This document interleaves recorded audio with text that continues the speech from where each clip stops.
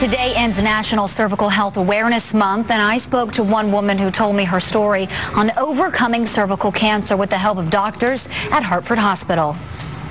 Cervical cancer is actually the third most common GYN cancer in this country. It's estimated that in 2010, more than 12,000 women were diagnosed with cervical cancer. Most women who have early cervical cancer, and most cervical cancer is caught early, do not have symptoms. If you're getting a yearly pap smear, if you have a pap smear, it comes back abnormal. The next step in that is something called a colposcopy, where a physician, it doesn't have to be an oncologist, but a gynecologist does look at the cervix with a microscope for abnormal cells, and usually then biopsies are done. And then based on those biopsies, we can determine whether or not it's a cervical precancer or a truly invasive cancer. Lauren Grenier waited 13 years before going to her gynecologist. She was practicing abstinence, so she thought she was in the clear. And then when I went this past summer, it was a regular pap smear, and then I was diagnosed with cervical cancer. On October 20th, 2010, Lauren was officially diagnosed with cervical cancer.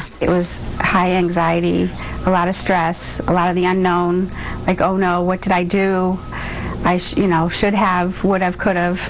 For Lauren's case, Lauren and Dr. Shafer decided together that Lauren would undergo a robotic hysterectomy using the Da Vinci surgical system, allowing Dr. Shafer to perform with unmatched precision and control, using only a few small incisions. When I went in for the surgery, and they showed me, they said, that's Da Vinci over there. And I saw this big giant robot with robotic arms, and they said Dr. Shafer was going to be over there doing the surgery. In her case, we felt she was a good candidate for minimally invasive and namely robotic surgery. This state-of-the-art teaching robot is like a pilot teaching a co-pilot. The advantage is really faster recovery, less blood loss. I mean, Lauren went home from the hospital the next day for a surgery that used to, years ago, patients would be in a week or maybe even longer at times. Cervical cancer is relatively rare in this country, and the reason for that is pap smears, and the pap smear identifies precancerous lesions. So according to Dr. Shafer, a woman who is getting her yearly checkups will very rarely have a cancer case. They most often are precancers detected before it develops.